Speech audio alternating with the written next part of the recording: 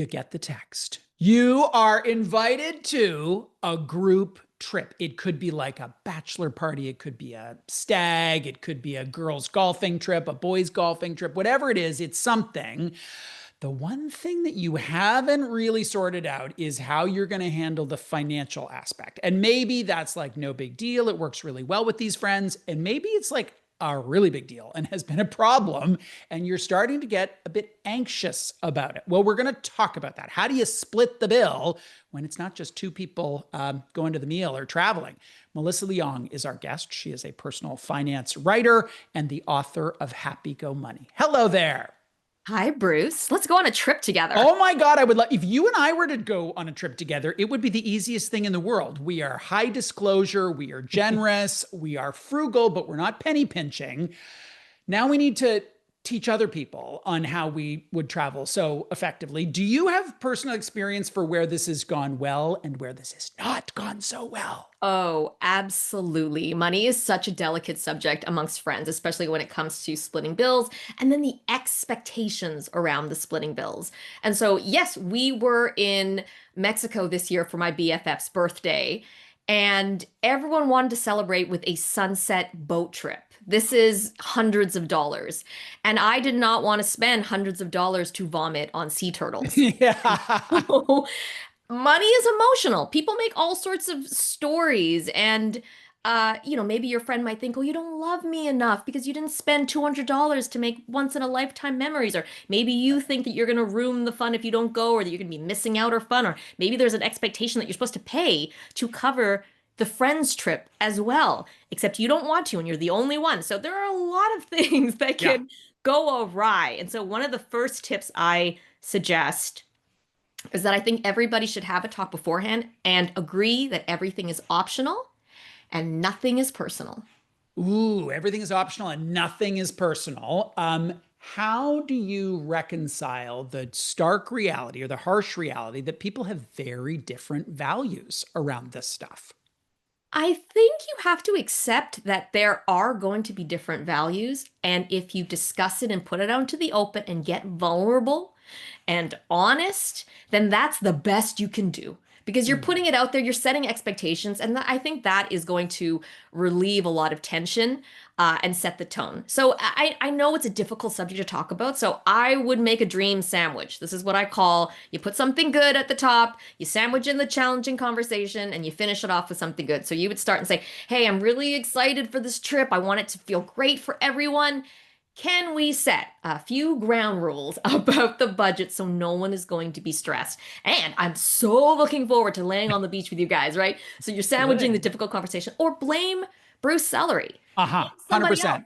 Say, "Hey, I heard Bruce Sellery talking about this on his amazing podcast. He said that trips go 1,000% better when we agree on money ground rules, ground 100%. rules up front." 100%. I love to be blamed. I love to be included in the conversation, Yeah. regardless of how I'm included.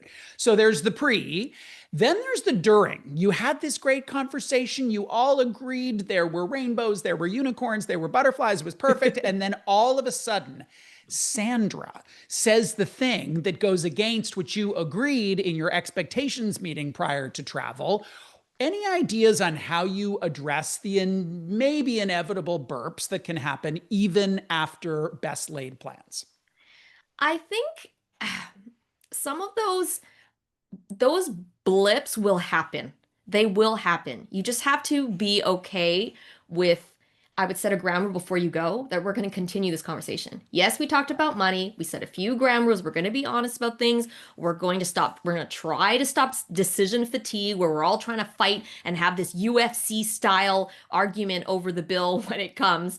Um, but there are going to be blips. So, for example, when we were in Portugal with my girlfriends, we agreed we're going to use an app that splits everything that we're going to do together, like Uber or Lyft rides. And there was still a disagreement because one person wanted Uber Black, which is luxe, right? They wanted comfort. And some of us were a little annoyed that we had to split this person's price tag for her Right. comfort, right? We wanted to go with Uber X, which is cheaper. And that had to be a discussion. We had to talk about that. We said, okay, is this a one-time thing? Are we going to keep doing this? And it was just something we had to put out there. I have been in a group context where you've got different income levels and different values. And one person may say, listen, I know that this particular excursion or this particular meal isn't going to be a fit for everybody. And it would be my great honor and pleasure to cut the check. Or to pay the check. For some people, that's awesome. Oh my gosh, they're treating. And for other people, it just opens a whole Pandora's box about other things. How do you handle that in the context of someone's, I hope, authentic generosity? When you're starting on the trip, I think it is important to have a little bit of contemplation. Who are you going on this trip with? And when you all talk about money, can you talk about it with understanding that not everyone is in the same financial season?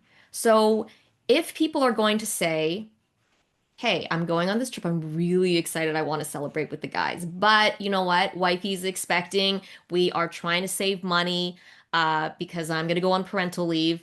And so don't don't come at me if I want to skip out on some things. I'm not a big drinker. I know you guys like to go, but I'm going to skip out on some of those rounds of shots. Just be upfront. And if you're not comfortable telling everyone, tell one person and tell that one person to sprinkle the information amongst the group. So we've talked a bit about the before and the expectations. We've talked about the during and the power of technology to make it all simple. And then there's the after. So you land, the plane lands, you get your bags, you head off to your home. Hopefully there's lots of positive memories, but there can be some things unsaid or left to be done when it comes to the money. Like maybe the bill wasn't settled on the app as required. How do you navigate the legacy effects for that trip and ensure that, for the people who are interested, there might be a second trip at some point in the future? So I love this tip that I heard where you ask someone ahead of time to volunteer as the banker. Like we're playing Monopoly, and you find that one person who's super excited about, whatever, getting points on their credit card, or they just would like to be the person who fronts big bookings. And then on the flip side, you have to ask someone to volunteer to be the accountant. This is the person who's going to keep everything on their phone, tallies. They're going to input everything into something like TriCount or Splitwise or any kind of app. Even my bank app has a function now that allows you to split bills. And they're going to do this. They are also designated as the person who's going to chase you afterwards. And there's going to be Right. no hard feelings. This person's the accountant. They are meant to come and not threaten to break your legs, but to remind you that you owe Bruce $30 because he paid for this and you didn't pay for this. One of my husband and I's early arguments was around splitting a bill, not about splitting the bill so much as the accuracy with which I wanted to split the bill. Like it was the amount he owed me was, let's make up a number, it was $19.71. And so in my world, it was the age of checks, like just cut me a check for the actual amount. He found this so offensive that I wouldn't just round up or round down. Is right. I mean, and now in hindsight, I do sound a bit ludicrous because you would just round up or round up. Maybe I've answered my own question. But No, I how mean, would you accommodate the quirks that people have? We have quirks. In my family, I'm one of six kids. You always did it to the penny. I think the way that you just said it is great. You say, "Hey, I have this quirk." And you are hopefully amongst friends. Yes. Friends are going to be okay with your boundaries. So if you're going to set boundaries for your own wallet, your friend is going to be okay with that and be okay with your peace versus their plans. We all have plans. We all want us to have this great time together and we have expectations for that. You need to be a part of my plan. But Right. when money is involved, you do have to be sensitive to people's values, people's goals outside of this trip. We have lives. We land and then we continue with our lives. And Mhm. so you want to make sure that you are respectful of the plans that your friends have afterwards for that Mhm. money. And so we're in very different seasons when it comes to my friend groups. Yeah. And so we try to be respectful of the person who has maybe a lot, and the person who is saving for many, many other things and wants to spend less money on this trip. And I mean, One last, I've heard many scenarios where people try to get, group savings accounts. They open up an account. There was an article about that, about some Australian women who opened up a savings account for this purpose. There are different ways to try to split the bill. one last question before we go. How do you know if it's time to just say no to the trip for whatever reason? How do you know, and how do you communicate your no? KNOW and I- NO. If you are putting this trip on your credit card and you don't actually have a plan to pay it back, that is an indication that the trip is something that um, you can't afford it. You just can't. And we have been very honest in my group of friends of when we can and can't afford things. And we set the tone. So if you've always been afraid to mention it, if this has been something that you've been reluctant to do, once you say it, I promise you it will feel better when you put it out into the open. And then the friends who are in your corner, they will move forward with that in the back of their mind. Not saying, oh, we're not going to do this because we want, but they're going to be more sensitive. And that's what we try to do in our group of friends too, which I've really come to appreciate. We might say, hey, there are things that we want to splurge on, but sometimes we just want to spend time together. So potluck, potluck at my Yeah, house, everybody's included. you are so wise. Melissa Leong, so And wise. fun to travel with. So And fun to travel with, fun to be with in any context. Melissa Leong, personal finance writer, author of Happy Go Money. She was here to talk about some of the ways in which you can increase the probability of a friend group trip not being thrown off by financial concerns.